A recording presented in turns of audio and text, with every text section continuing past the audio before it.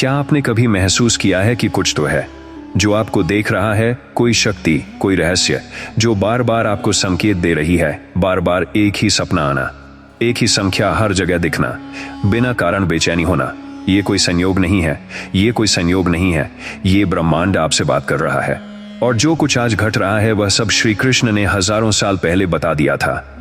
आज इस वीडियो में हम उन संकेतों का रहस्य खोलेंगे जो ब्रह्मांड भेज रहा है और जो कृष्ण पहले ही कह चुके हैं। अगर आपने ये वीडियो पूरा देख लिया तो शायद आप वो सुन पाएंगे जो अब तक छुपा हुआ था।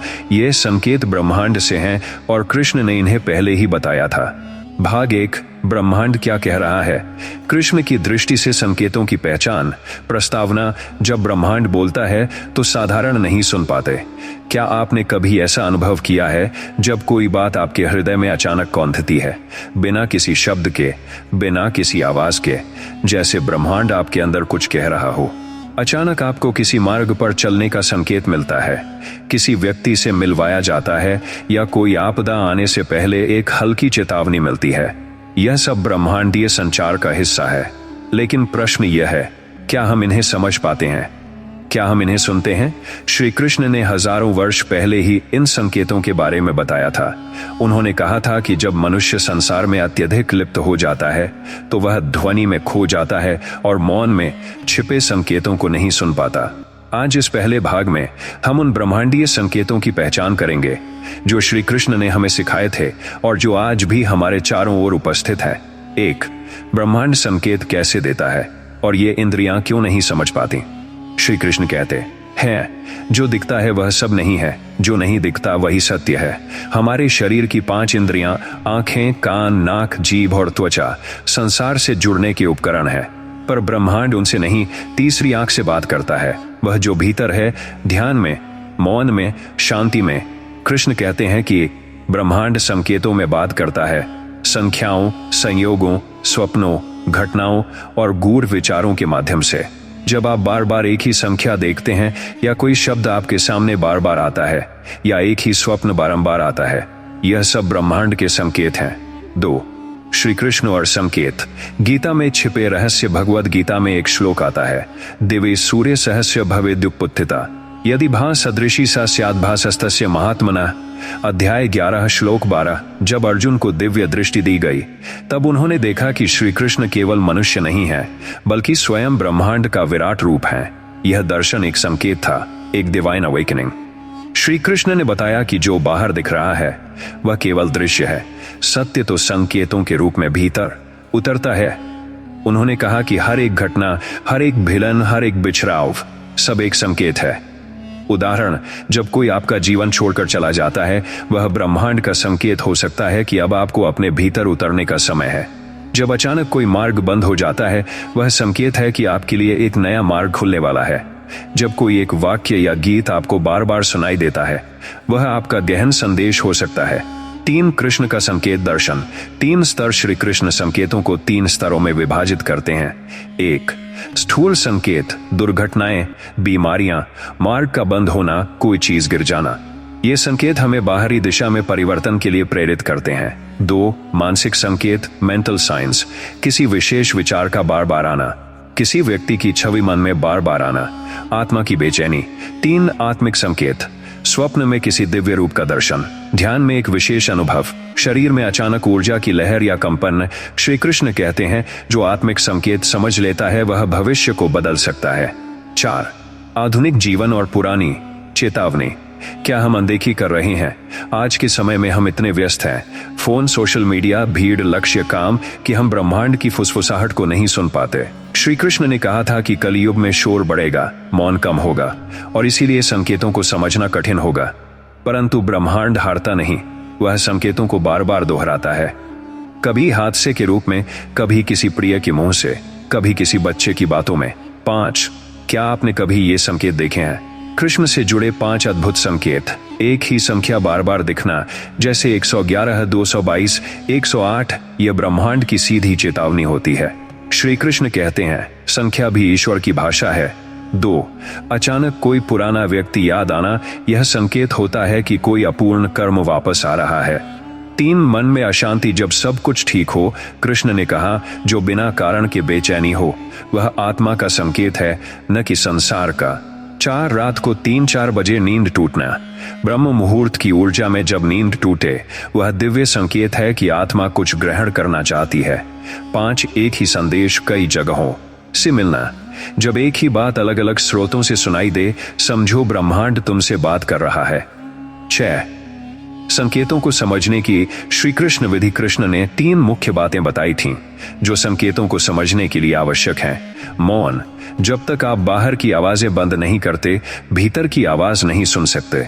ध्यान, दिन में 10 मिनट केवल श्वास पर ध्यान देने से ही ब्रह्मांडीय ऊर्जा आपकी चेतना को जागृत करने लगती है। विवेक, हर चीज को अंधविश्वास की तरह मत देखो, विवेक के साथ अनुभव करो। कृष्ण कहते हैं, वह संकेत जो डर पैदा करे नहीं, जो भीतर प्रकाश जगाए, वही सत्य है। अंतिम सारांश, ब्रह्मांड हमेशा बोल रहा है, लेकिन श्री कृष्ण ने संकेतों की भाषा हमें सिखाई थी, पर आज हम भूल गए हैं मौन में देखना, सुनना, समझना।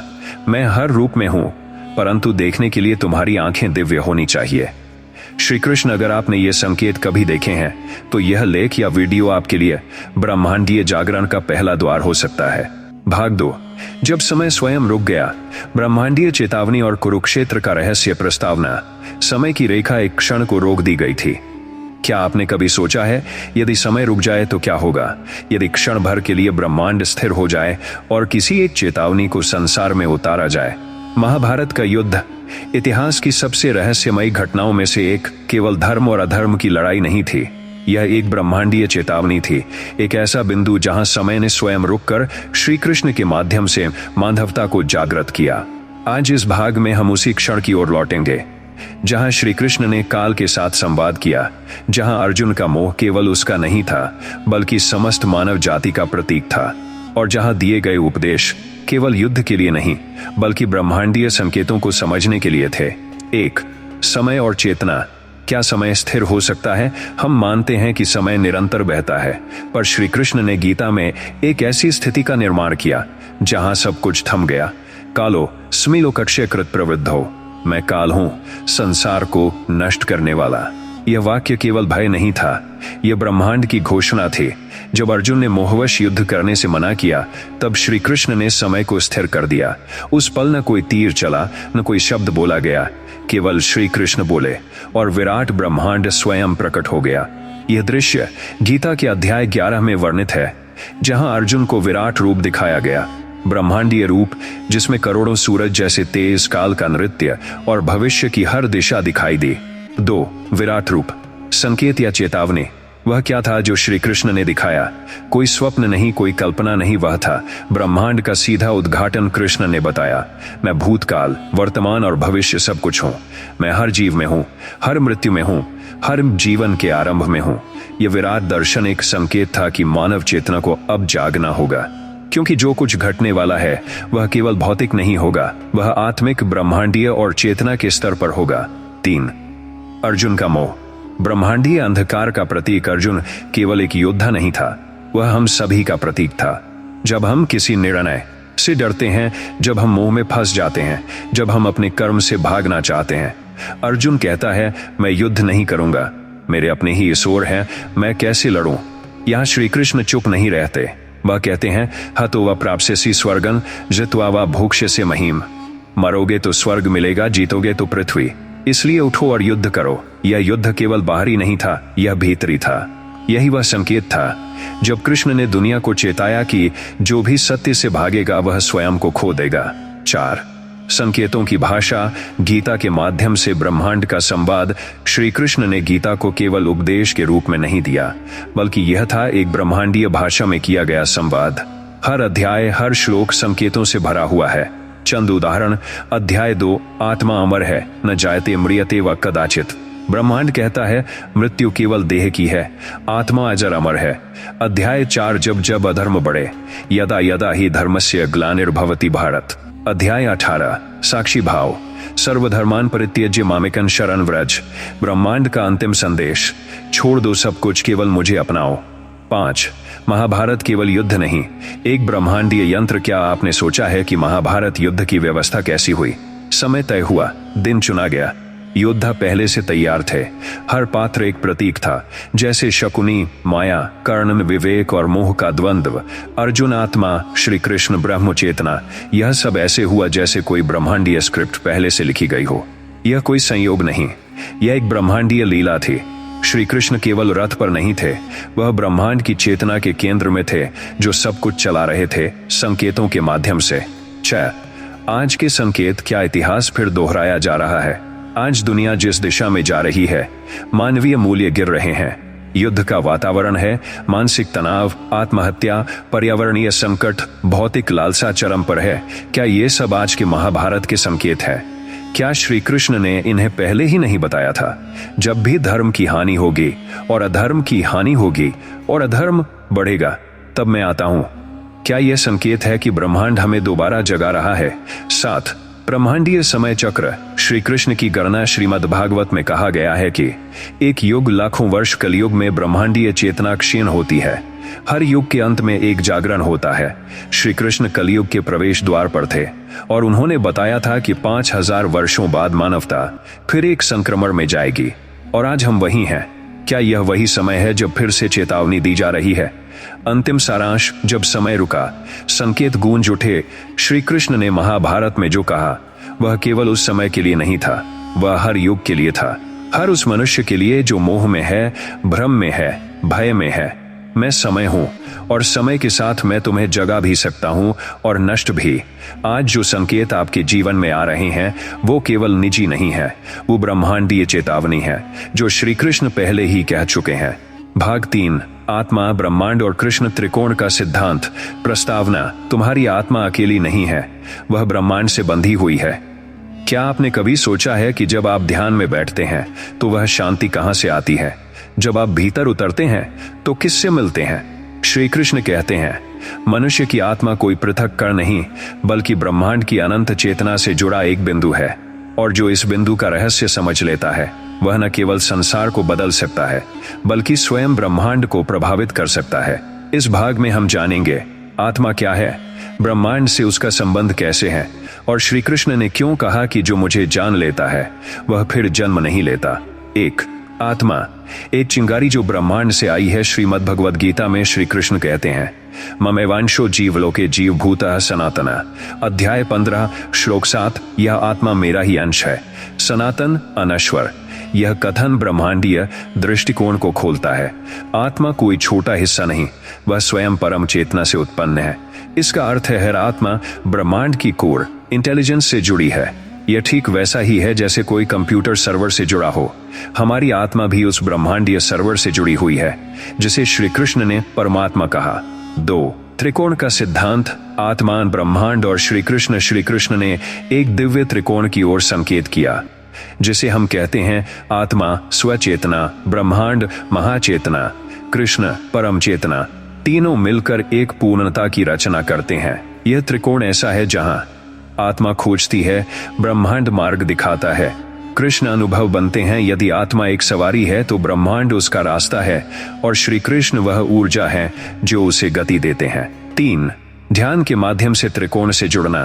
कृष्ण की विधि। श्री कृष्ण ने अर्जुन को केवल उपदेश नहीं दिए, उन्होंने ध्यान की एक विधि दी, स्वधर्म और मौन के माध्यम से आत्मा से जुड़ने की।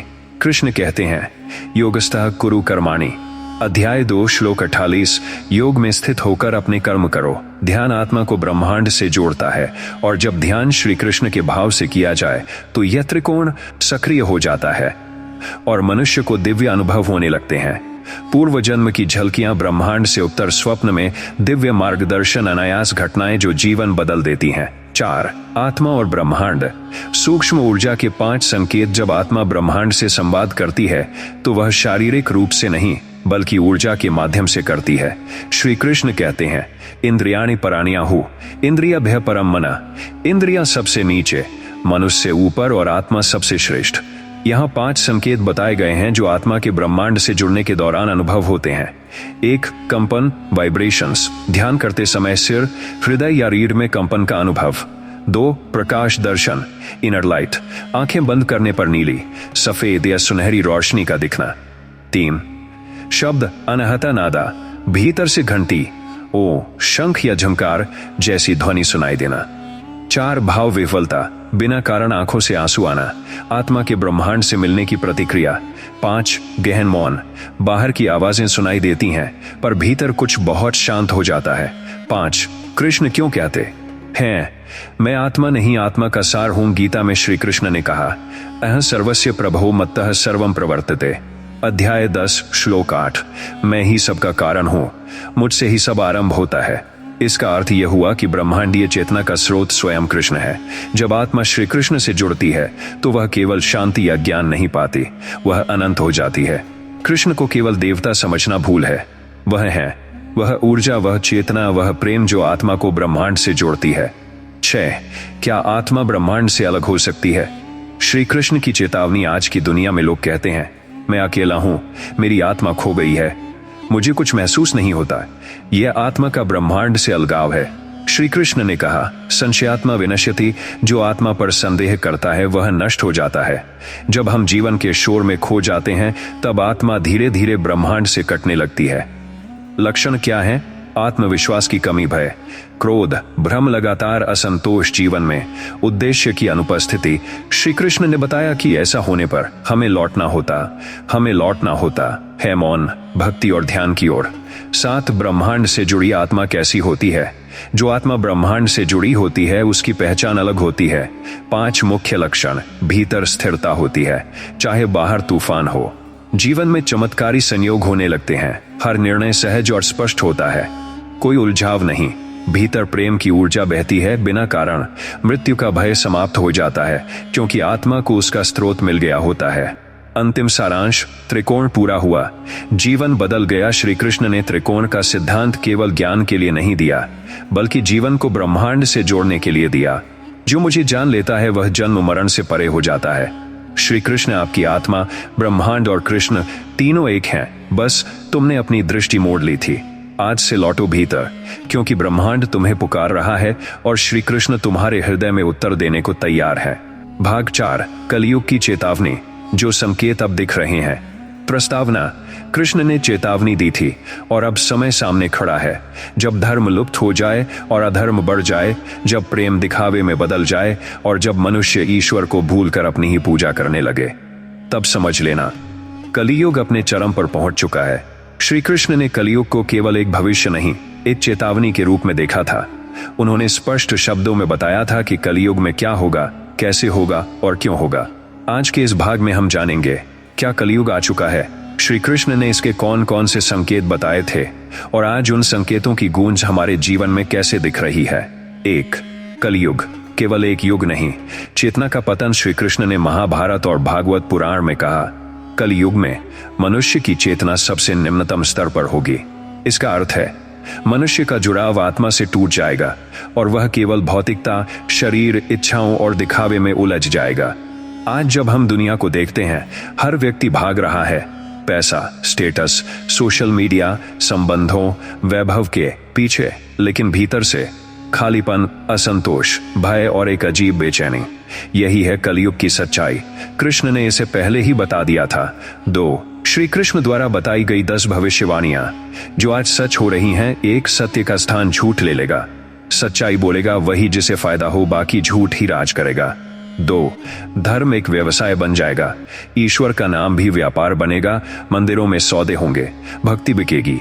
3 संबंधों में स्वार्थ आएगा, माँ बाप से प्रेम नहीं, संपत्ति से प्रेम होगा, विवाह में साथ नहीं, सौदा होगा। 4 गुरु और ज्ञान का पतन, साधुता के वस्त्र पहनकर लोग पाप करेंगे, ज्ञान बेचने का माध्यम बन जाएगा। 5 न्याय बिकेगा, जिसके पास धन होगा वही न्याय खरीदेगा।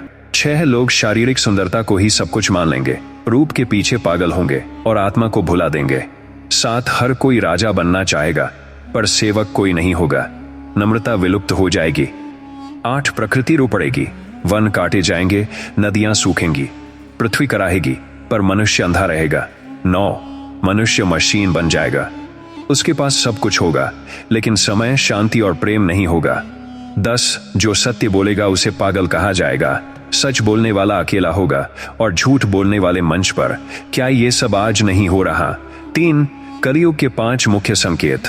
कृष्ण की दृष्टि से एक समय की तेजी, फास्ट टाइम सिंड्रोम, दिन जैसे उड़ जाते हैं, समय हाथ से फिसलता जाता है। श्री कृष्ण ने कहा था कलयुग में समय तेज होगा, लेकिन उपयोग शून्य।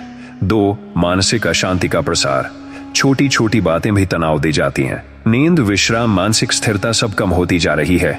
3, आध्यात्मिक उपेक्षा, ईश्वर को याद करने का समय नहीं। ध्यान, पूजा, मौन, इन सब को पुराना माना जा रहा है।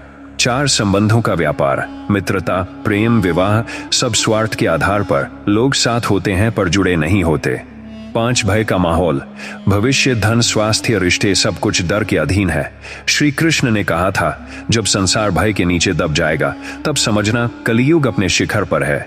4, क्या ब्रह्मांड अब अंतिम चेतावनी दे रहा है? जब ब्रह्मांड संकेत देता है वह धीरे धीरे करता है, फिर तेज और फिर एक बड़ा झटका। श्री कृष्ण ने कहा था जो नहीं सुनता चेतावनी को उसे अनुभव के द्वारा सिखाया जाएगा, और अनुभव सदा कोमल नहीं होते, वे तो जीवन पलट देते हैं। आज भूकंप, बाढ़, महामारी, युवा आत्महत्या, मानसिक रोग, परिवारों में विघटन और युद्ध की आहट, क्या ये सब ब्रह्मांड की अंतिम चेतावनी नहीं है? 5, कलयुग में कैसे बचें? श्री कृष्ण की शरण। कृष्ण ने 4 सरल उपाय दिए थे जो कलयुग के प्रभाव से बचा सकते हैं। 1, मुझे स्मरण करो, हर श्वास में। स्मरण से ही कलयुग का जहर अमृत में बदलता है। 2, सत्संग को मत छोड़ो, संगति वैसी हो जो तुम्हें ऊपर उठाए न कि गिराए। 3, कर्म करो, फल की चिंता मत करो, चिंता कलयुग का प्रवेश द्वार है, कर्म ही मुक्ति का मार्ग है। 4, मौन और ध्यान को अपनाओ, जहां शब्द खत्म होते हैं वहां ब्रह्मांड बोलता है। अंतिम सारांश, संकेत तुम्हारे सामने है, अब भी नहीं समझे तो? श्री कृष्ण ने चेताया था, मैं बार बार आता नहीं पर संकेत बार बार भेजता हूं। अगर संकेत नहीं समझे तो झटका पक्का है। आज ब्रह्मांड बोल रहा है तुम्हारे स्वप्नों में, तुम्हारी बेचैनी में, इस वीडियो के माध्यम से। क्या तुम सुन पा रहे हो या फिर वही कर रहे हो जो कलयुग का हर पात्र करता है, अनदेखा? भाग 5, अंतिम संदेश। जब कृष्ण ने मौन होकर ब्रह्मांड को उत्तर दिया, प्रस्तावना, जब ईश्वर मौन हो जाए तब समझो अब शब्द नहीं संकेत बोलेंगे। कृष्ण की मृत्यु नहीं हुई थी, वे अंतर्धान हुए थे, पर उससे भी बड़ा रहस्य यह है कि उन्होंने अपने जीवन का सबसे महत्वपूर्ण संदेश शब्दों से नहीं, मौन से दिया। जब जब ब्रह्मांड मौन हो जाता है तब तब संकेत सबसे स्पष्ट होते हैं। इस अंतिम भाग में हम उस अंतिम मौन को समझने का प्रयास करेंगे जो श्री कृष्ण ने अपने जीवन के अंतिम क्षणों में दिया था। एक मौन जो शब्दों से कहीं अधिक ऊर्जावान, चेतनामय और ब्रह्मांडीय था। 1, कृष्ण की मृत्यु या ब्रह्मांड से विलीनता। श्रीमद् भागवत और महाभारत में कहा गया है कि जब द्वारका डूब गई, जब यदुवंश नष्ट हुआ और जब श्री कृष्ण का कार्य समाप्त हो गया, तब वे एक जंगल में चले गए और एक पीपल वृक्ष के नीचे ध्यान में बैठ गए। वहां उन्होंने किसी से कुछ नहीं कहा, न कोई उपदेश दिया, न कोई घोषणा, वे बस मौन हो गए। और फिर एक शिकारी ने उन्हें पैर में तीर मार दिया, परंतु ध्यान रहे वह मृत्यु नहीं थी, वह लीला का अंत था। कृष्ण ने ब्रह्मांड से विलीन होने के लिए मौन को माध्यम चुना। 2, मौन में छुपा अंतिम ब्रह्मांडीय संदेश। शब्दों में हम दूसरों से जुड़ते हैं, पर मौन में हम ब्रह्मांड से जुड़ते हैं। श्री कृष्ण के अंतिम मौन का अर्थ क्या था? 1, अब समय है भीतर उतरने का, मैंने सब कह दिया, अब शिष्य को स्वयं देखना है। 2, शब्द धोखा दे सकते हैं, मौन नहीं। जो सत्य को पाना चाहता है उसे मौन से मित्रता करनी होगी। 3, अब युग का अंत है, नया युग तुम्हारे भीतर से निकलेगा। मैं जा रहा हूं, लेकिन जो मुझे भीतर पाएगा उसे कभी मेरा अभाव नहीं होगा। श्री कृष्ण के लिए मौन अंतिम संकेत था जो अब भी गूंजता है ध्यान करने वालों के भीतर, प्रेम में डूबे हृदयों में। 3, श्री कृष्ण के अंतिम संकेत जो आज भी तुम्हारे जीवन में उतर सकते हैं। 1, जो गया नहीं वह लौटा भी नहीं।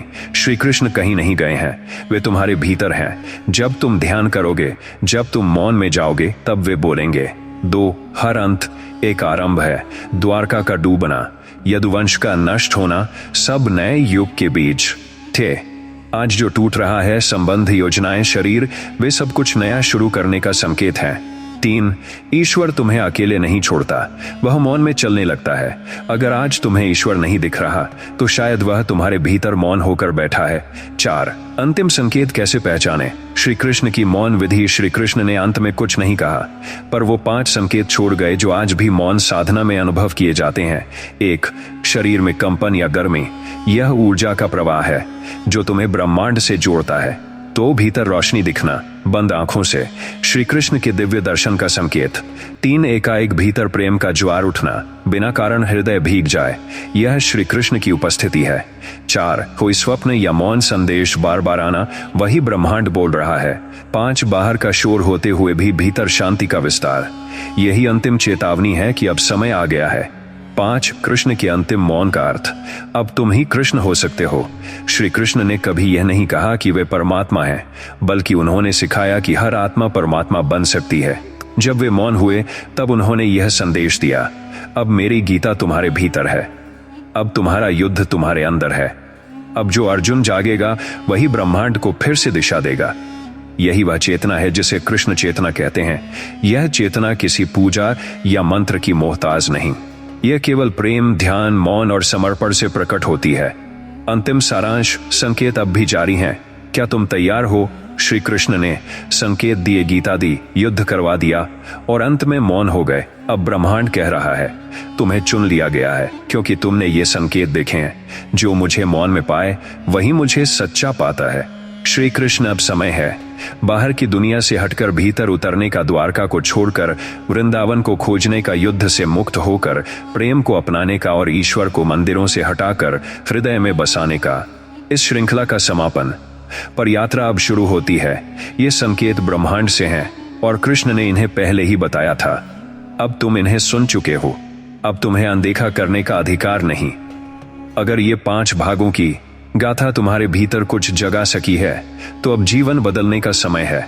जय श्री कृष्ण, जय ब्रह्मांड, जय आत्मा।